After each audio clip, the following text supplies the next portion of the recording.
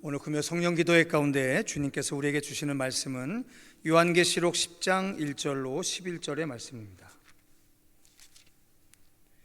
요한계시록 10장 1절로 11절의 말씀을 저와 함께 한 절씩 교독하시고 마지막 끝절은 합독해 봉독해 올립니다.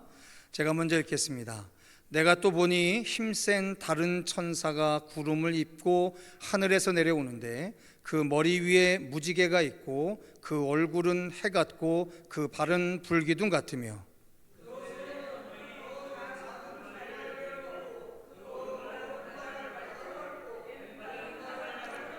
사자가 부르짖는 것 같이 큰 소리로 외치니 그가 외칠 때 일곱 우레가 그 소리를 내어 말하더라.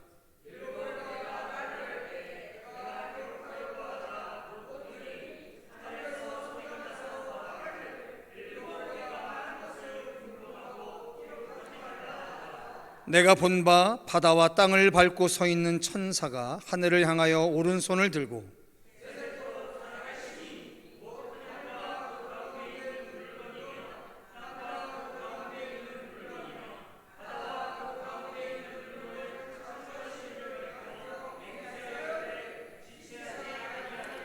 일곱째 천사가 소리내는 날 그의 나팔을 불려고 할 때에 하나님이 그의 종 선지자들에게 전하신 복음과 같이 하나님의 그 비밀이 이루어지리라 하더라.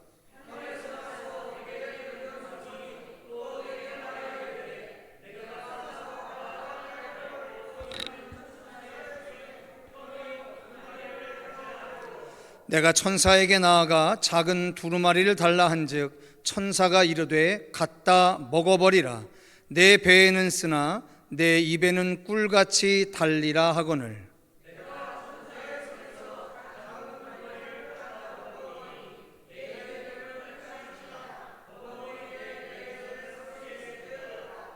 그가 내게 말하기를 내가 많은 백성과 나라와 방언과 임금에게 다시 예언하여야 하리라 하더라. 아멘. 할렐루야. 요한계시록 10장 말씀을 강해하겠습니다. 요한계시록이 어느덧 이제 중간 정도 오게 되면서 우리는 요한계시록이 가지고 있는 구조적인 특징을 직감하게 됩니다. 이제 점점 이 요한계시록에 대한 강해가 깊어져 갈수록 계시록이 오늘 우리들에게 주어진 가장 궁극적인 이유들을 깊이 성찰하는 시간이 저에게도 한 걸음 한 걸음 다가오고 있다고 저는 확신하고 있습니다. 그저 낯설게만 느껴지던 요한계시록의 말씀이 오늘 우리들에게 너무나도 분명하고 명확한 하나님의 음성처럼 들리는 그러한 은혜가 우리 공동체 위에 부어지고 있는 줄 믿습니다. 자, 성도 여러분, 혹시 기억나십니까? 7교회에 보내는 편지 바로 직후에 요한계시록 4장부터 오늘 10장에 이르기까지 요한계시록은 다음과 같은 말로 출발을 하며 똑같은 구조가 두 번이 반복이 됩니다. 우리 다 같이 4장의 말씀을 잠깐 보도록 하시겠습니다. 우리 4장 1절의 말씀입니다. 4장 1절입니다. 같이 읽어보실까요? 시작. 2일 후에 내가 보니 하늘에 열린 문이 있는데 내가 들은 바 처음에 내게 말하던 나팔 소리 같은 그 음성이 이르되 이리로 올라오라. 이후에 마땅히 일어날 일들을 내가 내게 보이리라 하시더라 라고 이야기합니다. 자, 성도 여러분, 그러니까 결국 요한계시록은 무엇 때문에 쓰여진 기록이라고 하냐면 마땅히 일어날 일들을 내게 보이기 위해서 기록한 책이다라는 사실을 분명히 합니다.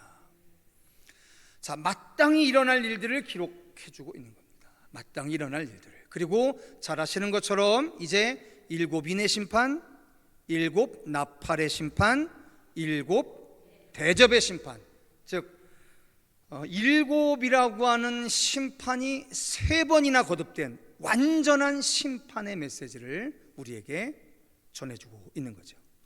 자, 그런데 7인의 심판을 시작하신 이가 있습니다. 총 21번의 심판을 처음 시작한 이가 바로 어린 양이라고 적시해서 표현을 합니다. 그래서 우리는 한 가지 희망을 했었습니다.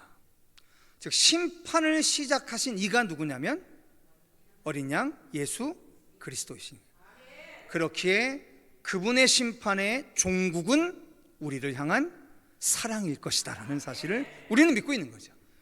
자, 세상이 이야기하는 심판에 대한 막연한 두려움이 우리를 절대로 무너뜨리지 못합니다. 기독교적 심판의 이야기는 아주 분명한 메시지로 시작을 합니다. 그것은 바로 예수가 7인의 인들을 띠면서 심판이 시작되어지고 있다는 거죠. 자, 그런데 여러분 기억나십니까? 6개의 인을 띠고 난 다음에 잠깐 휴식을 합니다. 그렇죠? 그리고 난 후에 7번째 인을 띠기 직전에 무슨 일이 있냐면 구원받을 14만 4천 명에 대한 이야기가 나옵니다. 첫 번째 인서부터 6번째 인까지 심판의 메시지로 쭉 나오다가 갑자기 6번째 인이 끝나고 7번째 인을 뜯기 전에 각 지파별로 14만 4천 명이 구원받을 것을 이야기하는 거죠.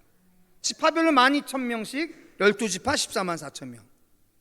그래서 그 인침받은 사람들에 대한 이야기를 합니다. 자, 그리고 다시 7 나팔의 심판이 시작되고 6 나팔째가 끝났을 때 7 나팔째가 불리기 바로 직전에 오늘 똑같은 구조로 천사의 이야기를 하고 그 천사의 이야기의 메시지가 다음과 같은 겁니다. 자, 우리 다 같이 1절 같이 한번 읽어보시겠습니다. 10장 1절입니다. 시작. 내가 또 보니 힘센 다른 천사가 구름을 입고 하늘에서 내려오는데 그 머리 위에 무지개가 있고 그 얼굴은 해 같고 그 발은 불기둥 같음. 이렇게 되어 있습니다. 자, 6번째 나팔의 심판이 끝나고요 7번째 나팔의 심판이 있기 바로 직전에 힘센 다른 천사가 구름을 입고 하늘에서 내려온다라고 하는 이야기를 합니다. 자, 여러분 지금 요한계시록을 읽으시면서 조금 기억이 가물가물하시겠지만 이 힘센 천사라고 하는 말이 이 앞에 5장에도 나오고 이 이후에 18장에도 나옵니다. 그런데 5장에서 얘기하는 힘센 천사, 18장에서 이야기하는 힘센 천사와 오늘 10장에서 이야기하는 힘센 다른 천사는 전혀 다른 존재인 거예요. 자, 근데 한 가지 여쭤보겠습니다. 천사가 뭡니까? 천사가 뭐죠? 응? 아니, 그러니까 천사가 무슨 뜻을 가지고 있는 거죠? 무슨 무슨 사자죠?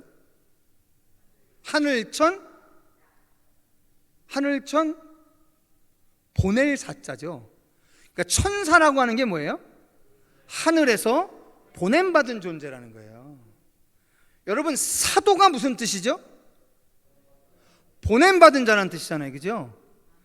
천사는 하늘에서 보냄받은 존재이지요. 우리가 히브리서를 읽으면서 알았습니다. 뭘 하라고 보냄받은 존재예요?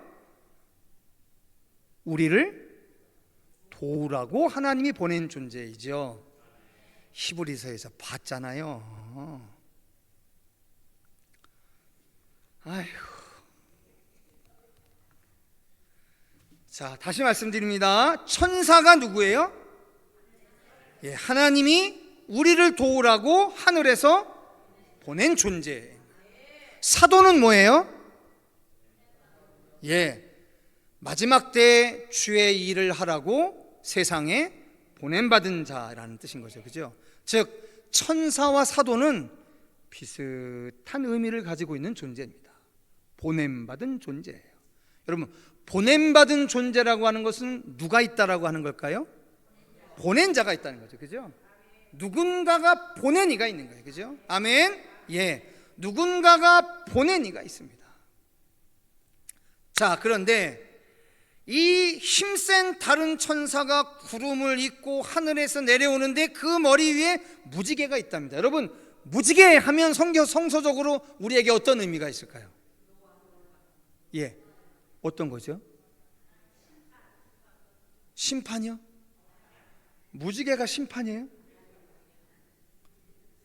예, 성서에서 이야기하는 무지개는 어떤 의미예요? 그렇죠. 다시는 너희를 물로 심판하지 않겠다라고 하는 하나님의 언약의 상징인 거죠. 그죠? 하나님의 약속의 상징인 거예요. 자, 힘센 다른 천사 머리 위에 무지개가 있다라고 하는 것은 이게 우리에게 어떠한 의미를 가져다 주는 거냐면 이 존재는 바로 언약의 존재라는 사실이에요. 언약의 존재, 약속의 존재라고 하는 거예요. 약속의 존재. 성도 여러분, 그리고 이 힘센 다른 천사를 통해서 이 땅에 이루어지는 그 모든 일들은 어떤 일들이냐면 언약이 성취되어지는 일들이에요. 언약이 성취되어요. 자, 다시 말씀드립니다. 성도 여러분, 기독교의 역사관은 아주 명백해요. 기독교의 역사관은 우리가 무엇을 이루는 것이 아니라 하나님이 약속하신 바를 하나님이 주인이 되어 이 땅에 이루시는 거예요. 우리는 그것을 믿음으로 바라보는 거예요. 아멘. 여기에서 벗어나면 곤란합니다. 여기에서 벗어나면 공로가 되는 거예요. 마치 내가 뭘 하면은 하나님의 언약이 이루어지고 내가 뭘 하지 않으면 하나님의 언약이 이루어지지 않는다라고 하는 아주 못돼 처먹은 공로 사상이에요. 여러분, 기독교의 역사는 하나님이 언약하신 바를 하나님이 친히 이루시는 거예요. 그것을 우리의 믿음의 눈으로 보는 거예요. 그 믿음의 눈으로 동참하는 거예요. 그것이 믿음의 역사인 거예요. 아멘. 예, 꼭 잊지 마셔야 합니다. 자, 그런데 이 천사가 이렇게 이야기하는데요, 다 같이 3절과 4절의 말씀을 같이 읽겠습니다. 3절과 4절입니다. 같이 읽습니다. 시작. 사자가 부르짖는 것 같이 큰 소리로 외치니 그가 외칠 때에 7 우레가 그 소리를 내어 말하더라. 7 우레가 말을 할 때 내가 기록하려고 하다가 곧 들으니 하늘에서 소리가 나서 말하기를 7 우레가 말한 것을 임봉하고 기록하지 말라 하더라. 여기 특별한 기록이 있습니다. 두 가지인데요, 하나는 뭐냐면 큰 소리로 외치는데 그 소리가 무슨 소리 같더라? 우레소리 같더라. 우레소리. 그리고 그 우레소리가 뭐를 이야기하는데 사도 요한이 그것을 듣고 기록을 하려고 했더니 어떻게 돼요? 기록하지 말라라고. 자, 우리가 앞에서부터는 사도 요한에게 네가 본 것을 기록하라고 했잖아요. 그렇죠? 근데 지금 여기에서는 힘센 다른 천사가 기록하지 말라고 해요. 이유가 뭘까요? 이유가 뭘까요? 예, 이거 되게 중요한 이야기입니다. 성도 여러분, 기독교는요, 제가 참 많이 반복해서 표현하는 것처럼 기독교는 계시의 종교라고 해요. 여러분, 계시의 종교라는 게 뭐냐면 하나님이 열어주고 보여주고 들려준 만큼만 보는 거예요. 이것을 벗어나면 이단이 되는 거예요. 이게 되게 조심스러운 이야기인데요, 많은 사람들이 이렇게 이야기하면 뭐라고 이야기를 하냐면, 그럼 목사님, 기독교인들은 하나님의 말씀을 연구하지 말라는 겁니까? 요사이 어느 순간서부턴가 우리 한국 그 기독교계에 에녹서 강해라든지 혹은 도마복음이라든지 이러한 외경책들에 대한 그 주석책들이 나오기 시작을 해요. 근데 이거는 정경 66권 안에 들어와 있는 책은 아니지만 기독교 역사 가운데 꽤 역사적으로 근거를 가지고 있는 책들이랍니다. 그런데 정경 66권 안에 들어와 있는 책이 아닌 거죠. 근데 중요한 건 그 정경 66권이 6권 바깥에서 우리가 자꾸만 진리를 조금 더 추가하고 덧붙이려고 하지만 그것은 옳지 않은 거예요. 우리에게 계시되어 있는 66권의 책이 하려고 하는 그것으로 이미 모든 하나님의 계시는 완성이 되어져요. 그 계시의 완성이 바로 예수 그리스도이시거든요. 자, 그런데 여기에 재밌는 비유가 있어요. 우레소리라는 말이 있는데요, 우리 다 같이 시편 29편을 찾아가 보시겠습니다. 시편 29편. 시편 29편에 한번 찾아가 보겠습니다.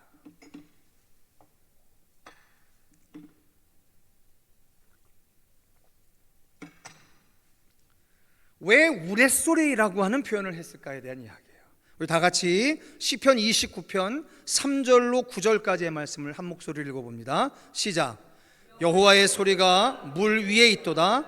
영광의 하나님이 우레소리를 내시니 여호와는 많은 물 위에 계시도다.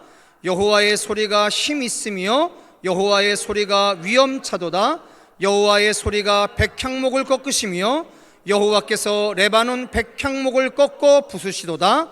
그 나무를 송아지같이 뛰게 하시며 레바논과 시론으로 들송아지같이 뛰게 하시도다. 여호와의 소리가 화염을 가르시도다. 여호와의 소리가 광야를 진동하시며 여호와께서 가데야스 광야를 진동시키시도다. 여호와의 소리가 암사슴을 낙태하게 하시고 삼림을 말갛게 벗기시니 그의 성전에서 그의 모든 것들이 말하기를 영광이라 하도다라고 이야기합니다. 자, 시편 29편 3절에 뭐라고 시작이 되냐면 여호와의 소리가 물 위에 있도다. 영광의 하나님이 뭘 내시니? 우레소리를 내리니. 자, 그러면 우레소리라고 하는 단어로 상징되어지는 것은 본래 뭘 이야기하는 거다? 하나님의 소리에 대한, 하나님의 소리. 하나님의 소리를 뭐라고 상징했다고요? 우레소리라고. 자, 근데 여러분은 지금 읽으신 29장의 3절로부터 9절까지 여기에 여호와의 소리라고 하는 단어가 몇 번 반복됐는지 쉬어보겠습니다. 3절부터입니다. 여호와의 소리. 또 4절에 여호와의 소리, 끝에 여호와의 소리. 5절에 여호와의 소리. 7절에 여호와의 소리. 8절에 여호와의 소리. 9절에 여호와의 소리. 몇 개예요? 몇 개예요? 7개네, 그죠? 다시 쇼보도 7개죠, 그죠? 자, 다시 얘기합니다. 여호와의 소리를 무슨 언어로 상징했었어요? 유대인들은 우레소리로.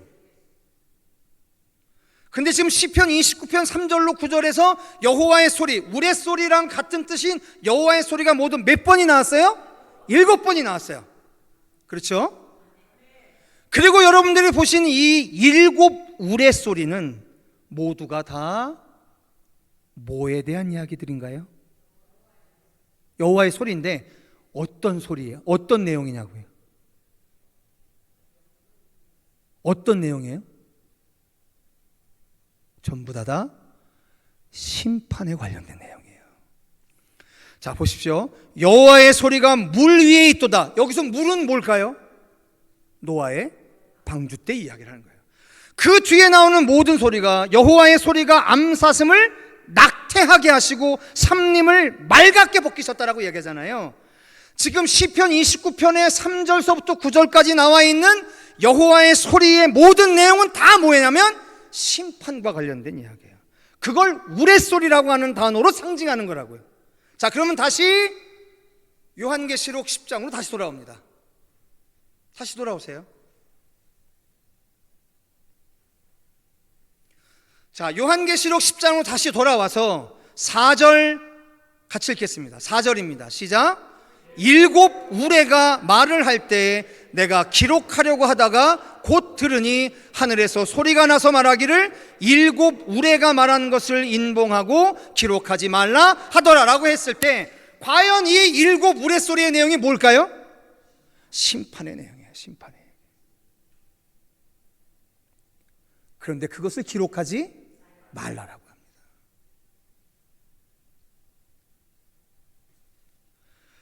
그러면서 그 자세한 내용을 알 필요는 없으나 6절 읽겠습니다.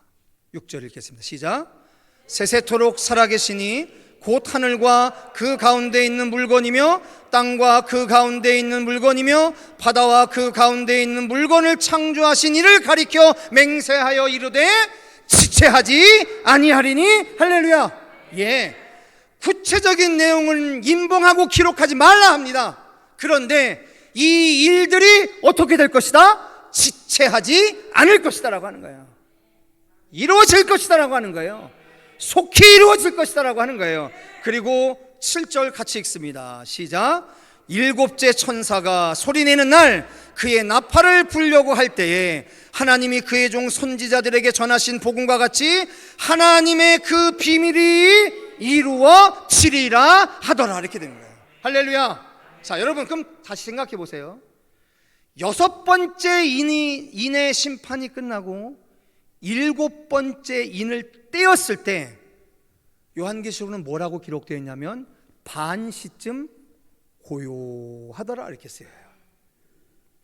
6번째 인의 심판과 7번째 인의 심판 사이에 어간이 있어요. 간격이 있어요. 쉼이 있어요. 그리고 6번째 나팔과 7번째 나팔 사이에도 쉼표가 찍혀 있는 거예요. 이게 뭘 우리에게 이야기하려고 하는 걸까? 6번의 심판을 내리당하다가 우리는 자칫 무슨 생각을 하게 되냐면 하나님이 우리를 멸망시키시려는가 보다라고 생각을 하는 거죠. 그런데 그 심판이 계속되어지는 각각의 어간 가운데 잊어버릴만 하면 다시 생각나게 하시는 내용이 있다는 거예요. 그게 바로 뭐냐? 내가 너희들을 구원하는 이야기. 하나님의 심판은 우리를 구원하시는 이야기.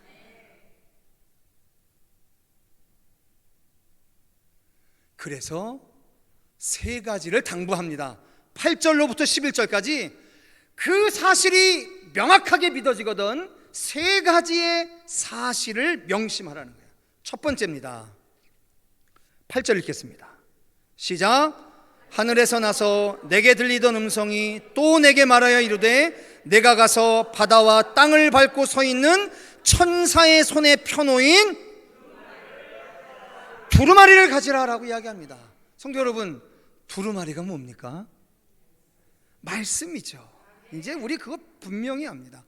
여러분, 고난이 계속되어지고 심판이 계속되어지는 그 참혹한 현장 안에 지금 주께서 사도 요한을 통해 보여주시고 전하게 하는 말씀이 뭐냐면 그 위기의 한복판에 말씀을 가지라는 말씀.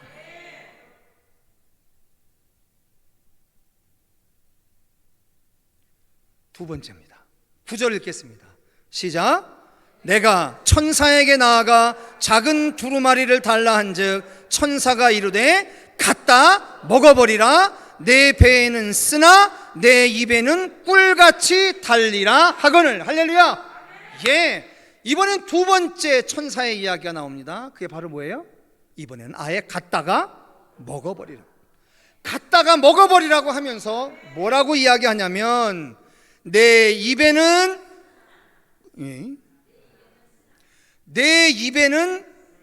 꿀같이 달지만 먹은 후에 내 배는 쓸 것이다 라고 이야기합니다. 여러분 이거 어디서 보신 기억이 없으세요?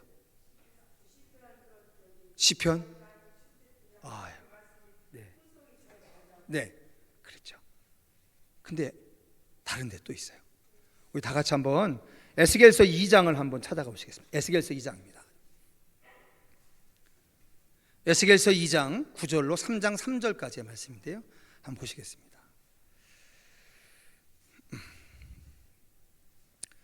자, 영토적인 이스라엘, 민족적인 이스라엘이 멸망한 그때 바벨론의 포로로 끌려간 그 무리들 중에 에스겔이라고 하는 선지자를 세워서 하나님이 예언하게 합니다. 그 예언의 일부예요. 자, 2장 9절로 3장 3절까지 같이 읽습니다. 시작. 내가 보니 보라, 한 손이 나를 향하여 펴지고 보라, 그 안에 두루마리 책이 있더라. 그가 그것을 내 앞에 펴시니 그 안팎에 글이 있는데 그 위에 애가와 애곡과 재앙의 말이 기록되었더라. 또 그가 내게 이르시되 인자야, 너는 발견한 것을 먹으라. 너는 이 두루마리를 먹고 가서 이스라엘 족속에게 말하라 하시기로 내가 입을 벌리니 그가 그 두루마리를 내게 먹이시며 내게 이르시되 인자야, 내가 내게 주는 이 두루마리를 내 배에 넣으며 내 창자에 채우라 하시기에 내가 먹으니 그것이 내 입에서 달기가 꿀 같더라. 이렇게 써 있습니다. 아멘. 자, 여러분 기억하셔야 합니다. 에스겔이 본 환상에서 어떤 환상을 보게 하셨냐면, 갑자기 한 손이 나타나서 나를 향하여 펴게 되시고 그 안에 있는 두루마리 책을 보게 하시는데 그것을 느닷없이 먹으라고 이야기하는 거예요. 근데 그 책에 뭐가 써 있냐면 애가, 애곡, 재앙의 말이 기록되어 있답니다. 여러분 잘 들으셔야 돼요. 애가, 애곡, 재앙의 말이 기록되어 있다는 거예요. 우리가 원하는 신나는 이야기가 기록되어 있는 게 아니에요. 그런데 그 애가, 애곡, 재앙의 말이 기록되어 있는 것을 먹이더니, 그런데 묘하죠? 그 삼키기 싫을 것 같은 내용이 적혀 있는 그 두루마리가 입에 달더라는 거예요.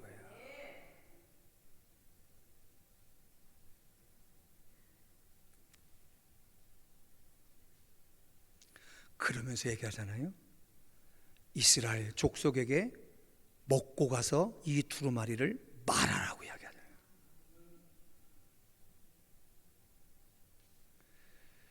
성도 여러분, 우리가 예수의 살과 피를 먹는다고 하잖아요. 그죠?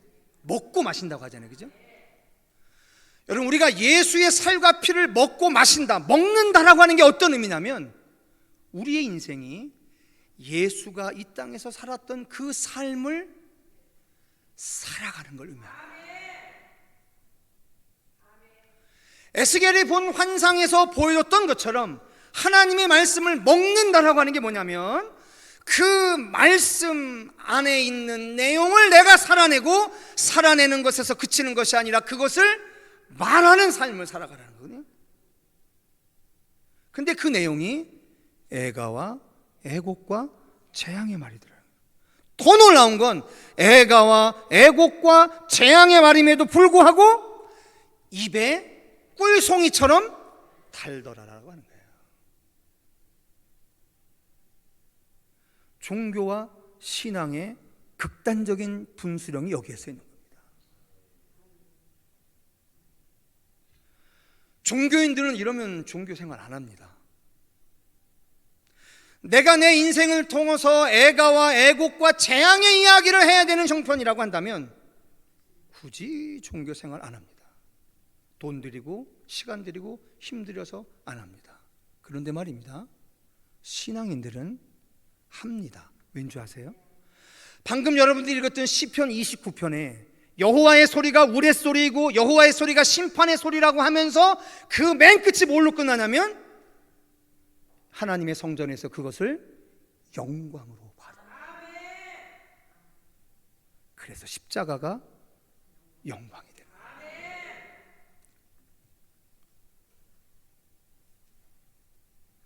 여러분, 영국에서 성경을 제일 많이 판매한 사람이 있습니다. 근데 공교롭게도 그 사람은 말더듬이었어요. 그래서 누군가가 물었어요. 어떻게 이렇게 성경을 많이 파실 수 있었습니까? 근데 그분이 이렇게 간증을 하더랍니다. 나는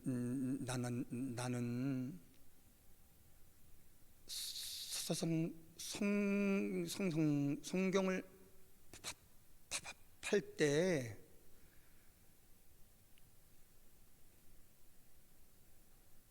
초인종을 누릅니다.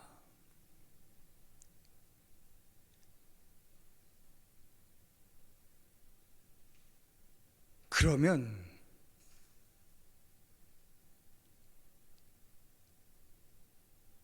집 안에서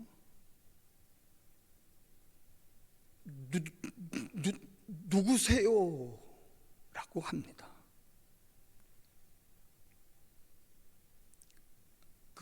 그때 나는 좋은 책을 팔러 왔어요 라고 말을 합니다.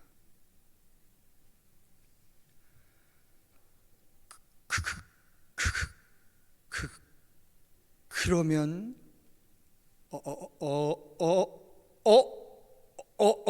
얼마 있지 않아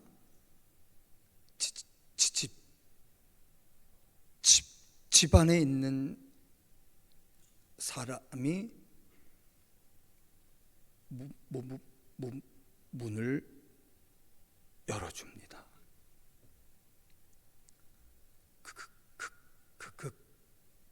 그때 저는 이렇게 말합니다.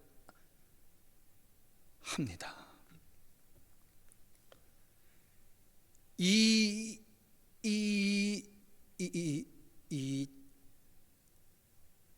책은 좋은 책인데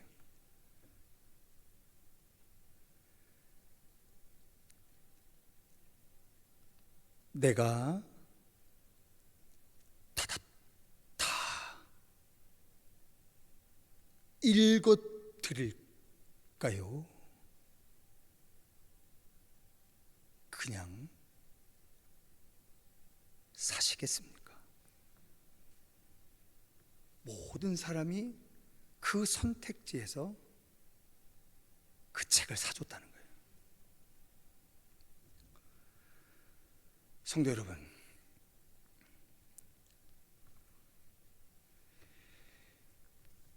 마지막 때를 살아가는 우리들입니다.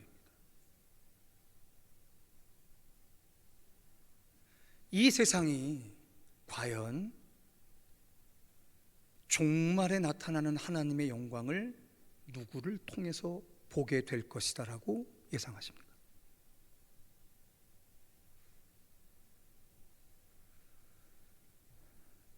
기독교인으로서 많은 걸 배우고 많은 것을 소유하고 많은 것을 누리는 사람들을 통해서일까요? 아니면 더듬거리는 것 같은 우리들이지만 뭐 그렇게 대단한 하나님의 영광이 나를 통해서 나타날까? 나 스스로도 의문스러운 인생이지만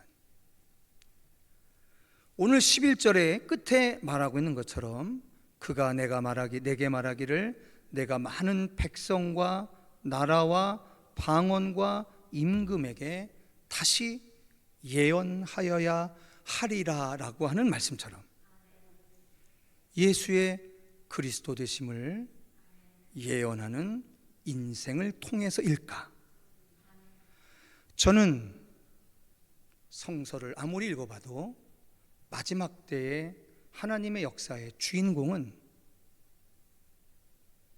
우리들인 것 같습니다. 마지막 때가 가까운 것 갈수록 심판과 하나님의 판결과 마지막 때가 가까워지는 것처럼 느껴질 때, 우리의 인생이 두루마를 가져다가 먹어버리고 다시 예언하는 그 종말론적인 삶의 방식으로부터 결코 어긋나 있어서는 안 됩니다. 늘 말씀 앞에 있으셔야 합니다. 말씀을 먹으셔야 합니다. 그리고 말씀을 세상에 예언하셔야 합니다. 그러한 인생으로 살아가시는 저와 여러분 되실 수 있기를 주님의 이름으로 축원합니다.